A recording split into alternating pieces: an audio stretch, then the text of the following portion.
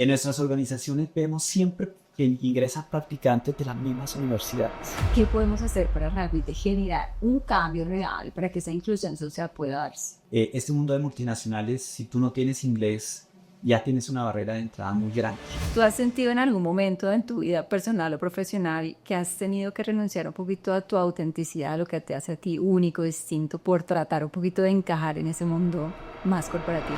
Sí, Carmenza. Y que mi valor no estaba en tratar de encajar en algo que yo no era. Y creo, y me demoré bastantes años en entenderlo. ¿Qué creencia tuviste que soltar para realmente poder tomar esas acciones y esos ridículas decisiones que tomaste al llegar hasta donde estás? Trata a los demás de la misma manera que te gustaría que te trataran. Priorizando y teniendo la humildad para reconocer que tú no puedes hacerlo todo. Al final del día, cuando yo ya no esté en esta organización, yo voy a ser Harold Gracia. No voy a ser el ex gerente general.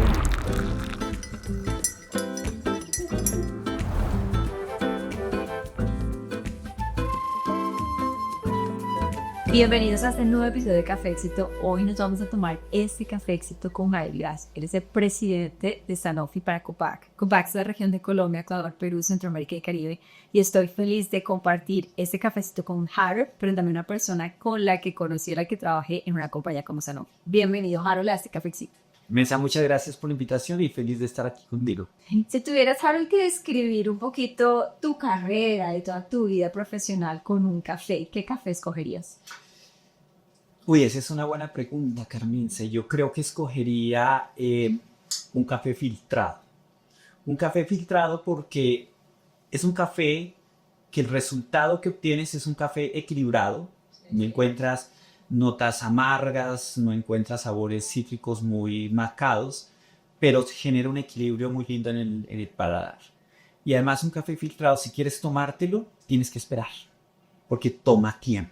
Entonces yo creo que me he tomado tiempo para desarrollar mi vida personal y mi carrera profesional también. Bueno, me encantó esa descripción, aprendí a más del café filtrado y me gusta un poco lo que acabas de decir, es que al final a veces pensamos que las cosas y el éxito pasan la noche a la mañana y ahora que es un camino que se construye. ¿Cómo definirían este primer sorbo de café? ¿Cómo definiría Harold? ¿Cómo es el estilo de liderazgo de Harold? Bueno, yo creo y lo creo firmemente que es muy difícil diferenciar el estilo de liderazgo del estilo de persona, ¿sí? Y al final tú eres como líder en tu oficina, en tu empresa, de la manera como eres en tu casa, de manera que interactúas con tu familia. Yo soy un líder, me considero siempre muy cercano. Sí, siempre he sido un líder cercano, un líder de remangarme, un líder de mostrar con el ejemplo, pero sobre todo un líder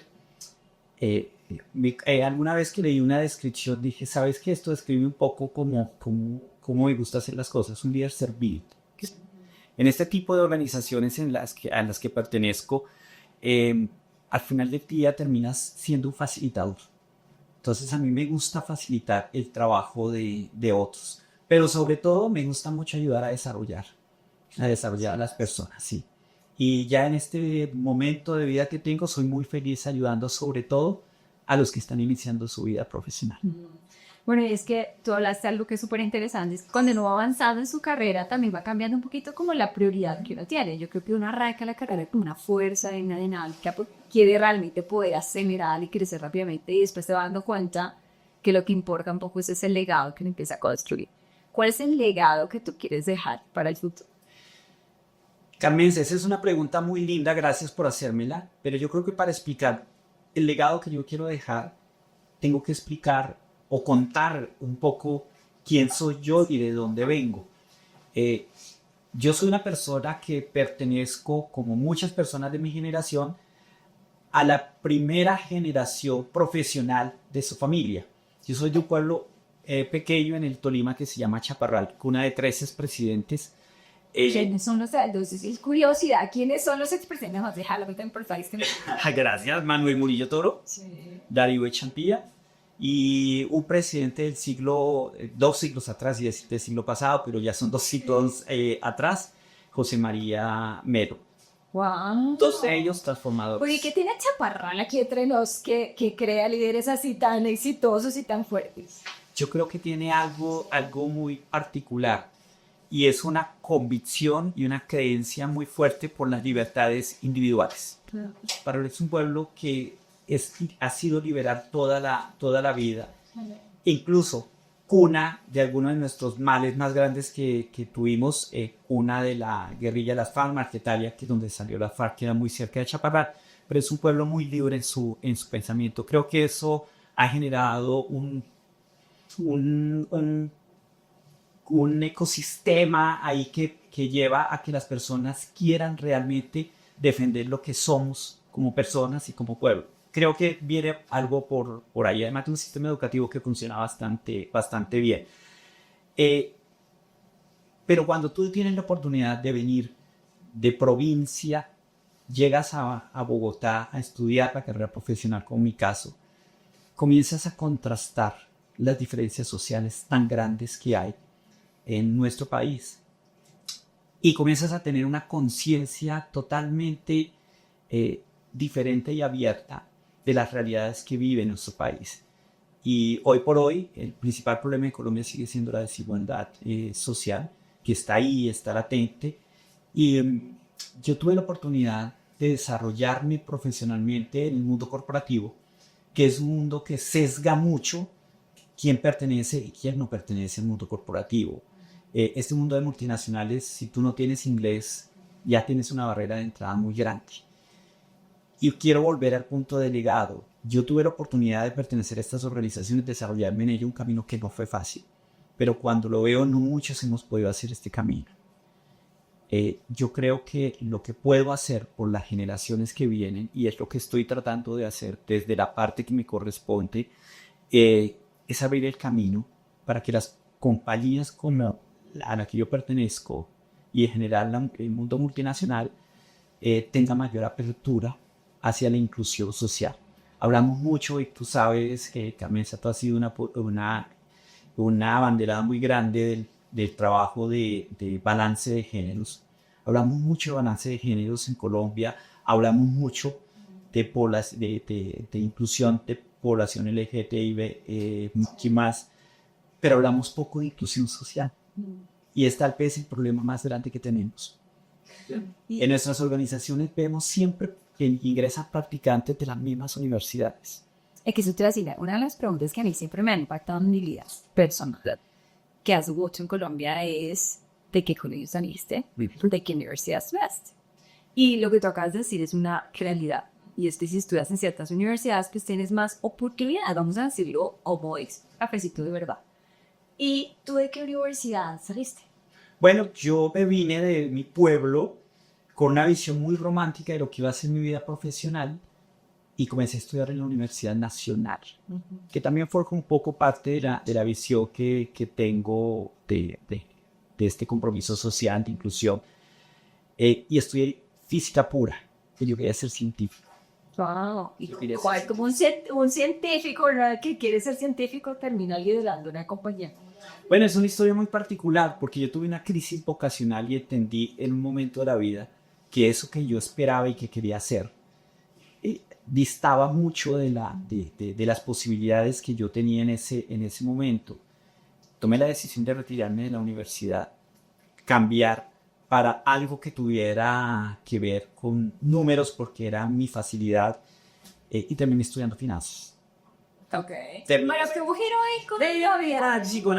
estudiando finanzas. Sí. Y terminé apasionándome por el mundo de las finanzas, por el mundo de las inversiones y estas cosas.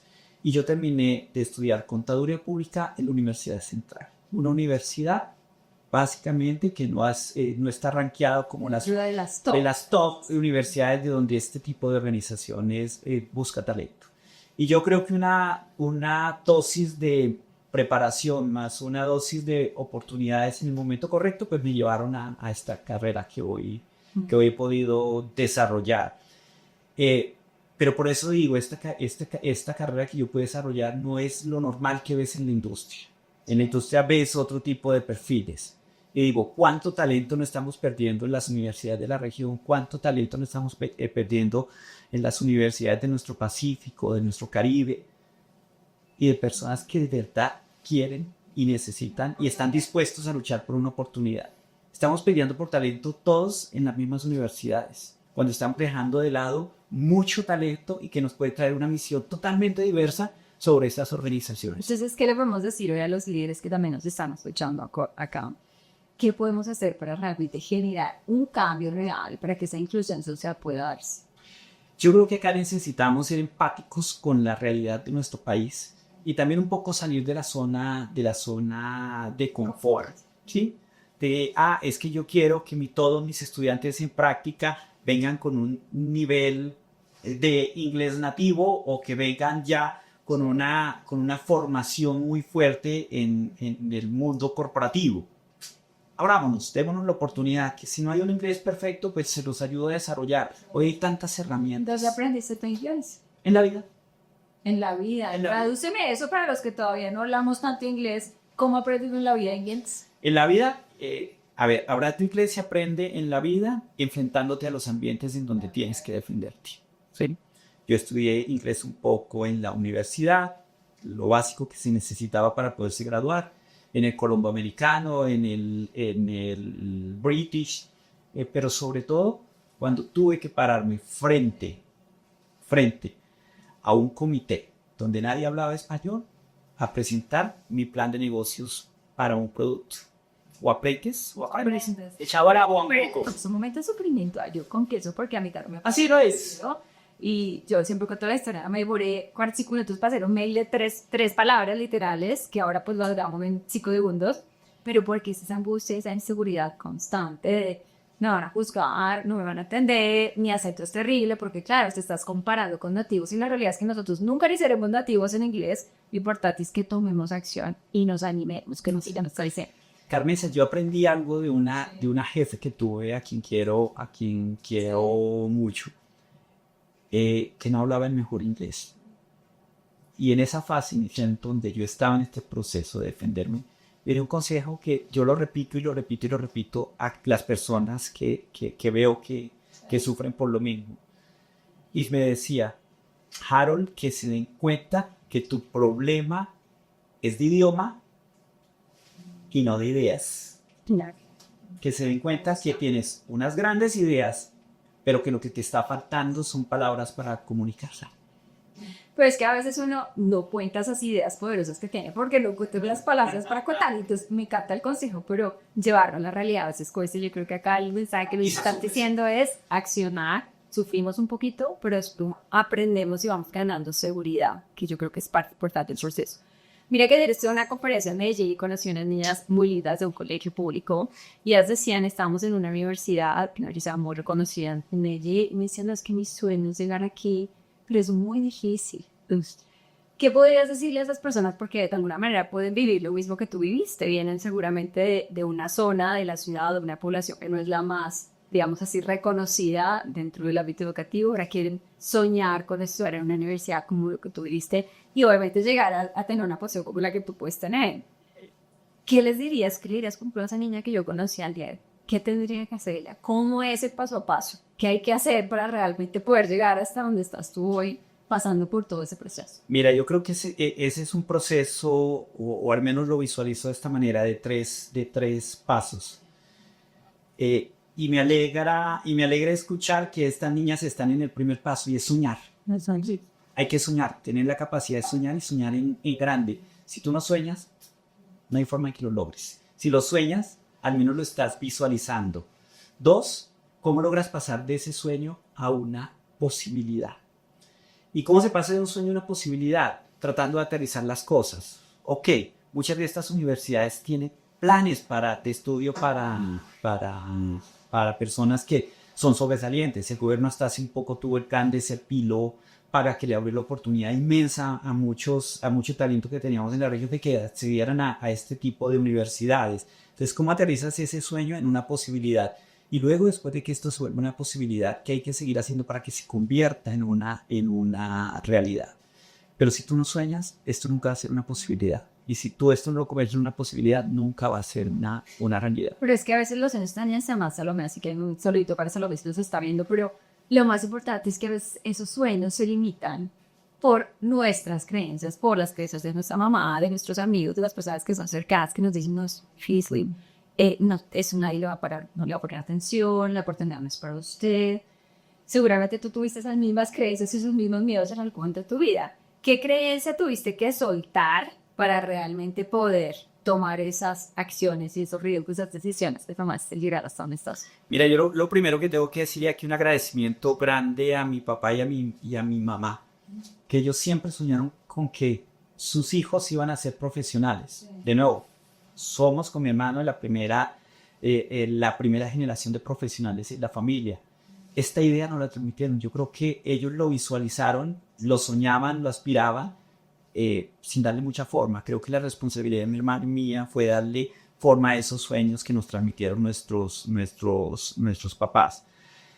Y creo que tal vez lo más difícil fue dejar un poco de pensar de la manera como se piensa en provincia. Y esto tiene cosas buenas y malas, porque habilitas a pensar cosas más grandes, a encontrarte con un mundo que es más grande que sencillamente el mundo que te limitaba a un pueblo, pero también dejas un poco la simplicidad de la vida, y eso es algo que siempre he tratado de estar buscando, cómo reconecto con la simplicidad, porque pues el mundo en el que vivimos hoy, el afán con el que viene, es como que a veces ese goce por lo simple se trata de perder. Una pregunta ahí también importante, y es que muchas veces nosotros cuando nos sentimos un poquito diferentes, que me imagino que dices, yo venía de provincia y pues entré acá al mundo así de la ciudad, uno siempre tiene mucho miedo a no encajar. Y eso también nos pasa en un ambiente corporativo, donde yo a veces digo, yo no estudié en esa universidad, yo no soy de ese grupo, yo no hablo este idioma y siento que no encajo. Y muchas veces, a veces nosotros nos restringimos o dejamos de hacer cosas que realmente nos gustan o dejamos de ser auténticos para tratar de encajar. ¿Tú has sentido en algún momento en tu vida personal o profesional que has tenido que renunciar un poquito a tu autenticidad, a lo que te hace a ti único, distinto, por tratar un poquito de encajar en ese mundo más corporativo? Sí, Carmenza. Y fue cuando comencé a escalar en la vida corporativa, en la que yo sentía que necesitaba encajar y que necesitaba cuadrar algo de mi historia para poder encajar. Y fue el peor error que pude haber cometido. ¿Y qué hiciste? ¿Qué cambiaste para tratar de encajar? Reconocer Sí. quién era. Y que reconocer de que el valor que yo tenía era por esta historia de vida que te estoy contando. Que ese era mi valor. Y que mi valor no estaba en tratar de encajar en algo que yo no era. Y creo, y me demoré bastantes años en entenderlo, pero para mí fue uno de los momentos, primero más difíciles, pero luego más bonitos, encontrando que realmente el valor que yo genero como persona, el valor que yo genero como líder, es esta historia que te estoy contando. Es una historia súper poderosa y potente de transformación y de resiliencia. Pero yo te voy a decir con la curiosidad, ¿qué cambiaste para encajar? ¿Cómo era ese Harold que encajaba en el mundo corporativo, que ya no es el mismo Harold de ahora, que es un Harold auténtico, fuerte, decisivo, determinado? ¿Qué hiciste para encajar? Un poco, negar un poco el origen, ¿sí? Era una conversación que yo trataba de evitar. En donde naciste, en donde estudiaste, estas cosas trataba de evitarlas para no tener que mostrar que no pertenecía necesariamente a la misma formación y al mismo origen que todos con quienes me relacionaba. Y fue el peor error que pude haber cometido en mi vida. Me sentí perdido. Y tuve que regresar a esos orígenes para encontrar que ese era el valor. Y ese es el valor que yo genero. Yo soy hoy una persona cercana a mis equipos, pero no es porque yo lo diga, es porque mi equipo me siente cercano. Y de alguna manera mi equipo me siente cercano porque siente la autenticidad que yo transmito. Y creo que ese es el valor que yo tengo dentro de la organización, y me siento absolutamente feliz y seguro de él.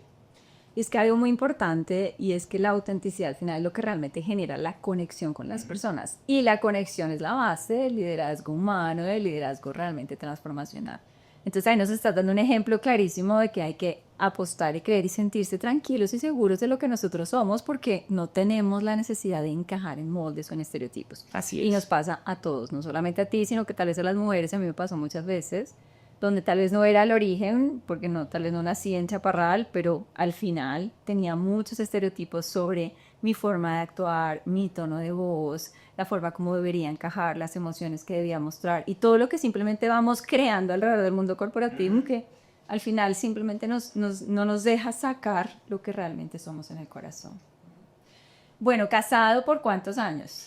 25 años cumplimos el año pasado con mi esposa, próximos a celebrar el cumpleaños número 20, el aniversario número 26. 26. ¿Cómo hace uno, Diana es tu esposa, verdad?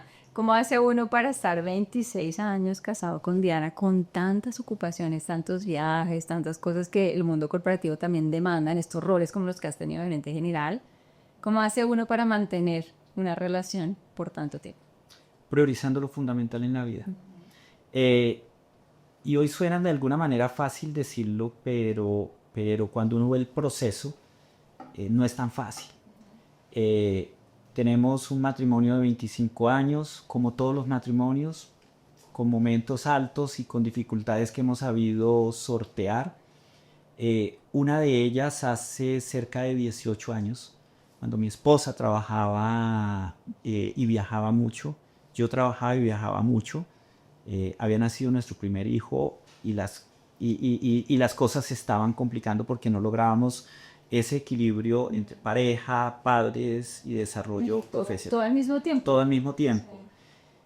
Y en ese momento yo tuve que tomar una decisión profesional que para mí terminó siendo tal vez una de las mejores decisiones, no solo en lo profesional, sino en lo personal, y es dejar esta carrera frenética del mundo corporativo. Yo era en ese momento vicepresidente financiero para una compañía de tecnología para toda la zona de Latinoamérica.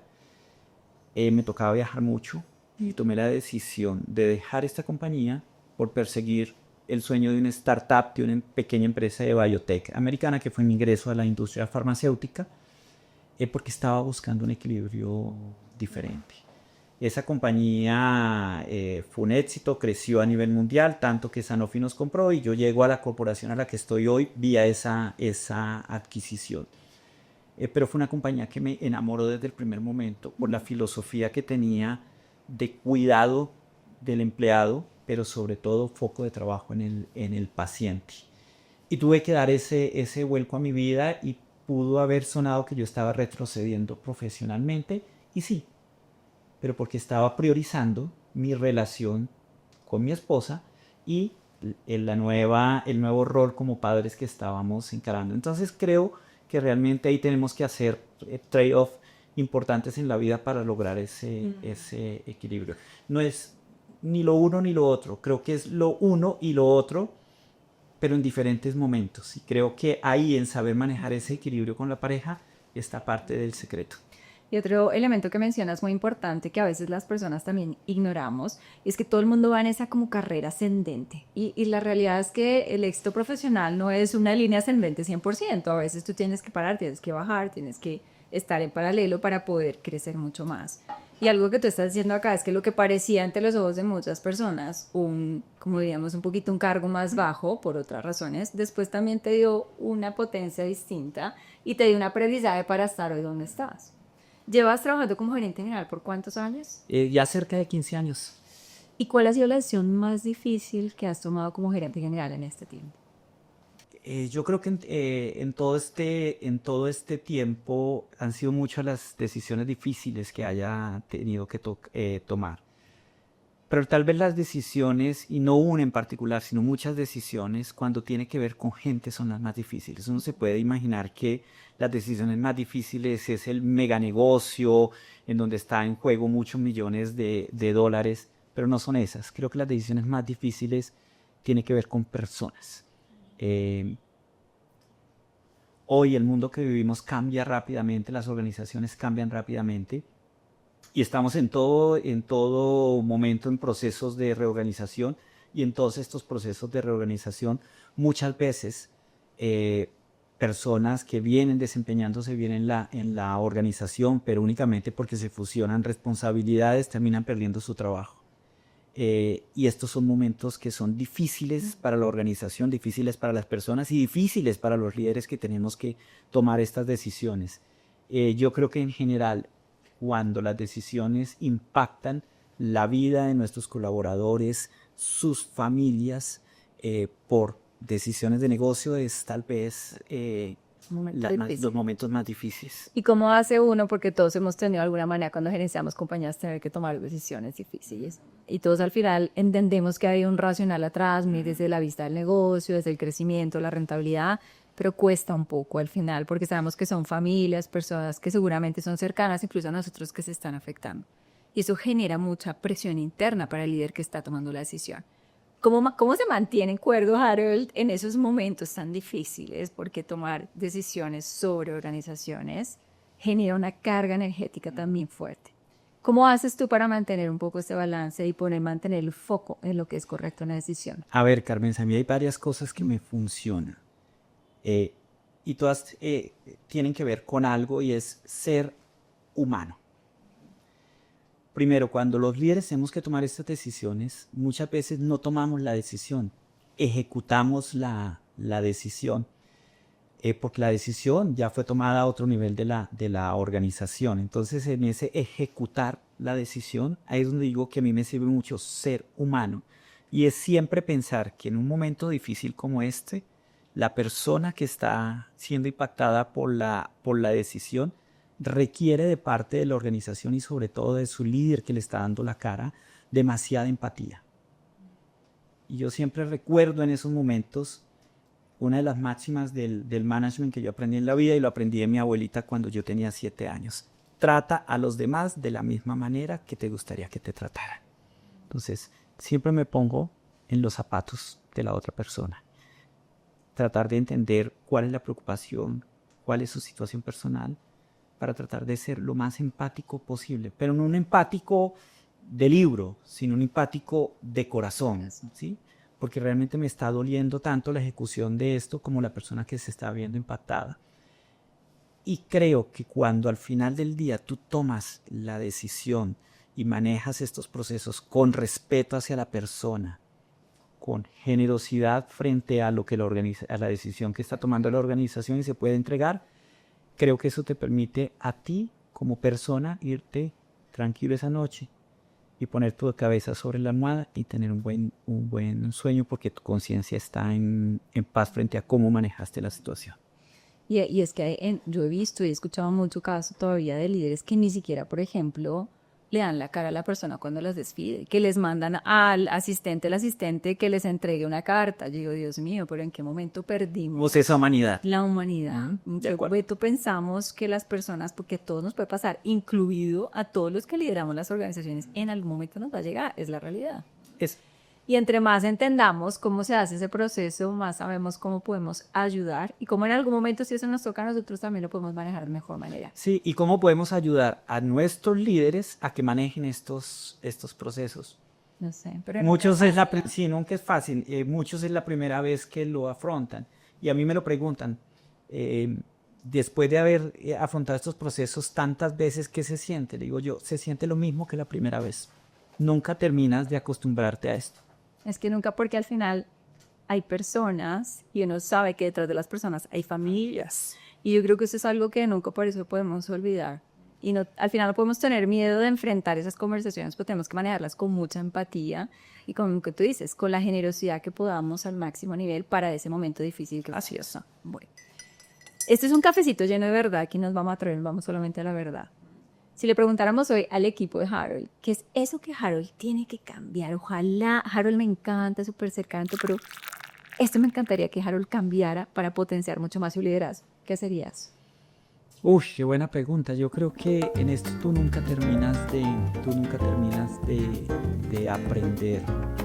Y en ese proceso de aprender, yo creo que mi equipo me ha mostrado mucho esa parte, esa ventana que uno no ve y que está generando impacto sobre cómo actúa con los equipos. Y yo creo que una de esas tiene que ver, y es algo que estoy tratando, después de tanto tiempo sigo tratando de mejorar, y es sobre todo mejorar mis niveles de atención con mi equipo. Soy demasiado multitask. Yo digo que mi cerebro funciona como Windows, así con 20 ventanas abiertas, que es una virtud porque puedo pasar de una a otra, pero es una gran falencia porque mis niveles de atención son muy bajos. Yo tengo que interrumpir y preguntar, porque a mí cuando me dicen, no, es que yo fui súper bueno para el multitasking, yo digo, yo tengo mis dudas, porque por más de que uno diga, es bueno, uno no puede tener capacidad realmente para atender con foco varias cosas en simultáneo, ¿no? Sí. ¿Cómo haces entonces, y si ese es un feedback que has recibido, cómo haces y qué puedes hacer en el futuro para realmente asegurar atención plena cuando las personas están contigo? Siendo consciente y poniéndome metas.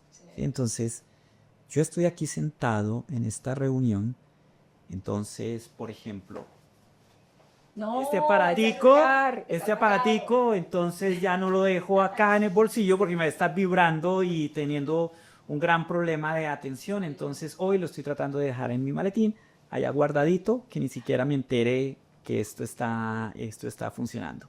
Y ya cuando siento que estoy comenzando a perder el nivel de atención, trato de llevar nuevamente la discusión, la conversación a temas que son relevantes, porque porque me doy cuenta de que cuando la conversación ya comienza a girar en puntos muertos, ahí es donde me pierdo en mi nivel de atención. Entonces creo que estoy tratando de serlo consciente. No es fácil. No, es muy difícil. Es toda la vida. Es muy difícil porque nuestra dependencia con el celular, además no solo el celular, que me dice, bueno, lo voy a dejar en la mesa y lo pongo al revés, de error. Pero está el reloj donde le llega a uno la notificación, digo, es que Dios mío, uno es masoquista porque al final, si no es este es otro, pero siempre tienes momentos que te sacan un poquito de esa percepción real. Y coincido con lo que tú dices y en general para todos los comportamientos en la vida. Uno dice, no, es que yo soy maravilloso porque soy multitasking, esto es lo más maravilloso. No. Todo tiene luces y sombras. Sí, es maravilloso para unas cosas, pero tienes penalidad en otras. Y algo que yo descubrí, y lo confieso, porque yo también hacía multitasking. Entonces, en una reunión de Zoom estaba hablando con alguien y estaba escribiendo el mail, estaba haciendo mil cosas. Y yo decía, no, la gente no se da cuenta. Y después, por casualidad, me puse en una grabación de una reunión. Es lo más evidente. Pero se nota mucho. Marce, dice, qué vergüenza. Esa persona obviamente sintió que le estaba poniendo cero atención, porque yo decía, le estoy poniendo atención, no le estoy poniendo atención. Y yo estaba mientras tanto haciendo mil cosas y la verdad es una falta de respeto de la persona. Pues lo aprendí, pido perdón a los que se los he hecho alguna vez en la vida, perdón. Además, como estamos en confesiones, sí. Yo te confieso algo, que los hombres lo negamos. Las mujeres dicen que los hombres no podemos hacer sino una sola cosa. Así es, siempre. Siempre lo dicen y nosotros siempre lo negamos. Eres igual. Y siempre lo negamos. Sí. En mi caso, verdad, yo no puedo hacer dos cosas al mismo tiempo. Bueno, entonces yo no puedo prestarle atención al Zoom y chatear al mismo tiempo. Sí. ¿Por qué no? No se puede. Bueno, entonces ya sabemos cuál es el punto ahí para trabajar. Hacer para ti, para muchos, para mí también. ¿Eh? Creo que tenemos que ser muy conscientes entonces. Perdón, y mi equipo hace poco me dio esa retroalimentación. Así, o sea, reciente, sí, la verdad. Reciente. Bueno, me encanta porque así es mucho más fácil poderlo hacer. Ahora, si pensamos un poquito para el futuro, ¿qué se imagina Harold para su futuro personal y profesional? Bueno, yo estoy en la vida corporativa desde muy joven. Desde muy joven, Carmenza, y esto... Y eres muy joven. Y soy muy joven, gracias. En mi vida profesional he estado en el mundo corporativo, y el mundo corporativo te llena a ti de demasiadas habilidades que las puedes utilizar en otros ámbitos.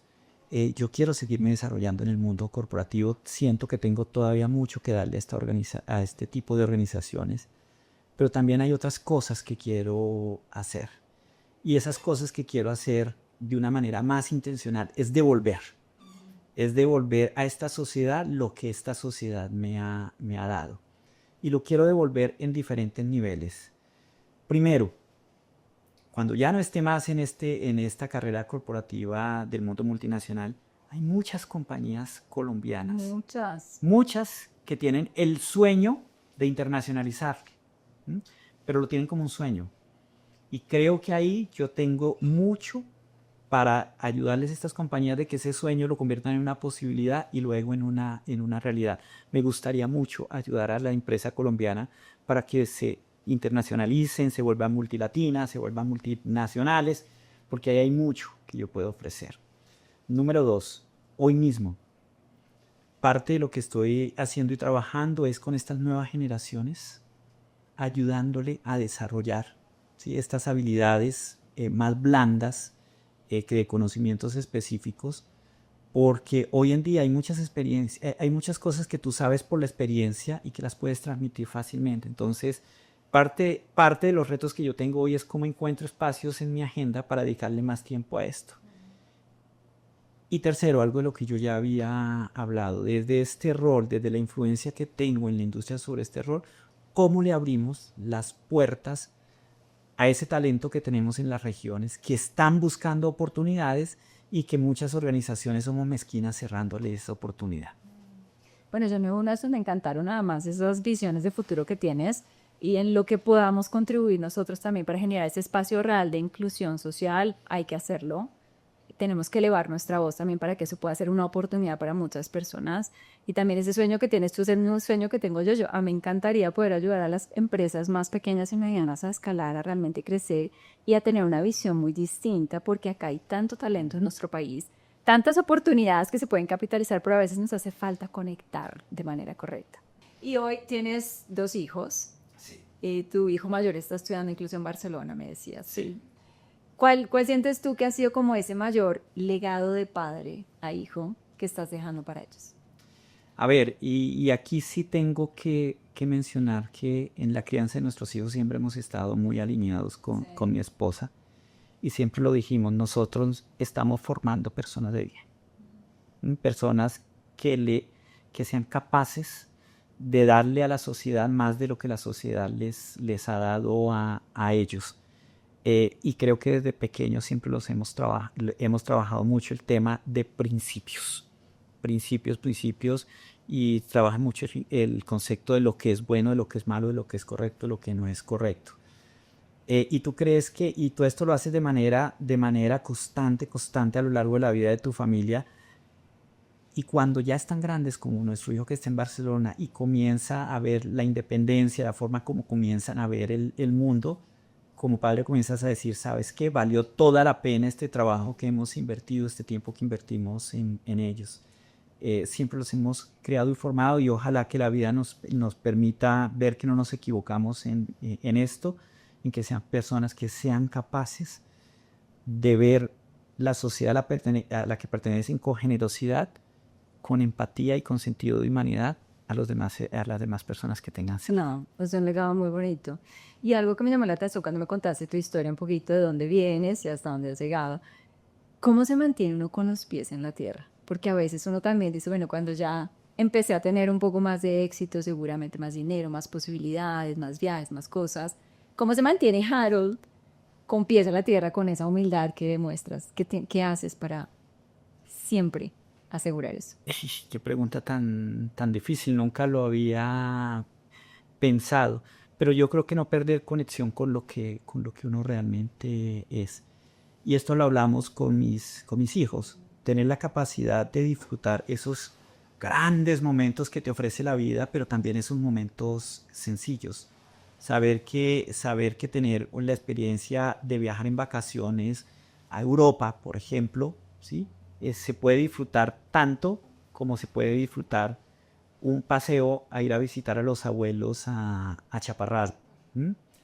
Que tener la oportunidad de estar en una hermosa playa en el Caribe colombiano, donde sea, tiene tanto valor como bañarse en el río cuando van a visitar a los abuelos. Entonces, ser capaces de gozarse en la vida en los diferentes momentos, creo que es una forma de no perder esa conexión. Muy poderoso. La verdad es que no conozco Chacorral, me dieron ganas de ir a conocer. Tenemos que ir a conocer un poquito más de Colombia.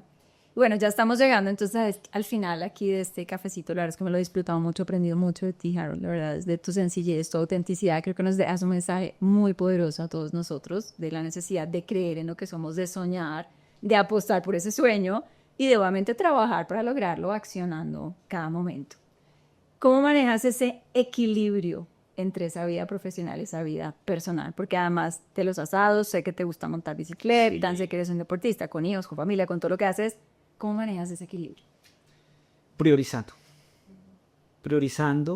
y teniendo la humildad para reconocer que tú no puedes hacerlo todo y que para eso tienes un equipo que lo puede hacer muchísimo mejor que lo que tú haces y que realmente en aquellas partes donde tú generas valor, no es en todas las partes de la organización, es más, en una de esas eres estorbo, ¿sí? Y complejizas las cosas. Entonces, cuando tú tienes claras las prioridades de una organización como la que yo pertenezco, tienes claras las prioridades personales y tienes claras las prioridades familiares, es más fácil decir, acá me concentro, acá me concentro y acá me concentro. Pretender que tienes tiempo para todo No existe. no existe. Nunca hay tiempo para todo. Pero si tú logras priorizar en cantidad y priorizar en tiempos, creo que por ahí comienzas a encontrar una salida. No es fácil. Yo sé, bueno. Fácil encontrar ese equilibrio no es fácil. Es fácil decirlo, hacerlo es complicado. No, todo, como dice, todo el Excel y todo el PowerPoint suena perfecto, la teoría siempre es fácil. Y en este último sorbo de café, hay muchas personas que dicen, sí, yo tengo mis prioridades, pero es que mi jefe no entiende mis prioridades. No le puedo decir que no a mi jefe. ¿Qué le diría a esas personas que no le pueden decir hoy no al jefe y están de alguna manera sufriendo en burnout o están dejando lo que es importante y prioritario para ellos por su trabajo?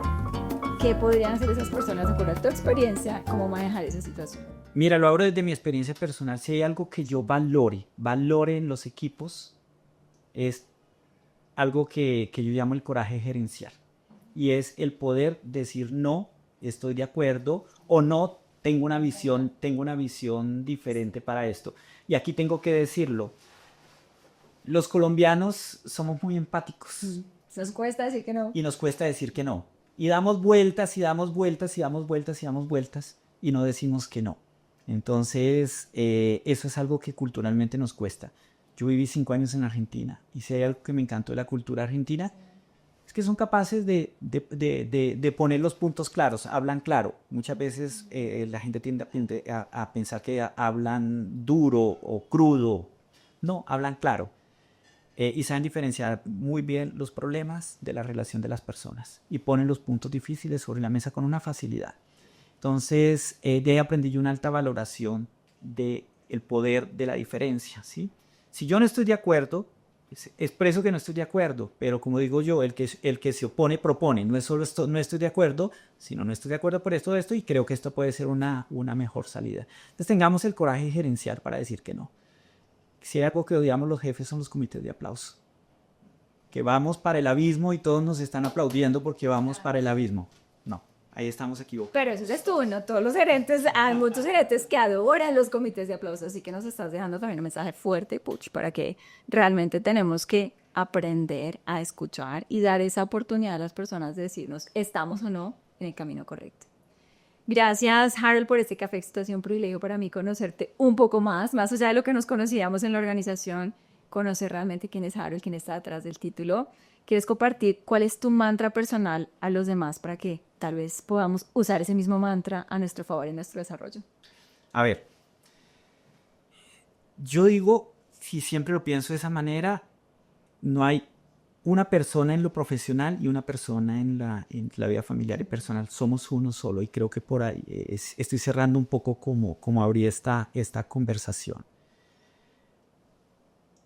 Y vuelvo también sobre un tema que yo lo he hablado y es al final del día, cuando yo ya no esté en esta organización, yo voy a ser Harold Gracia.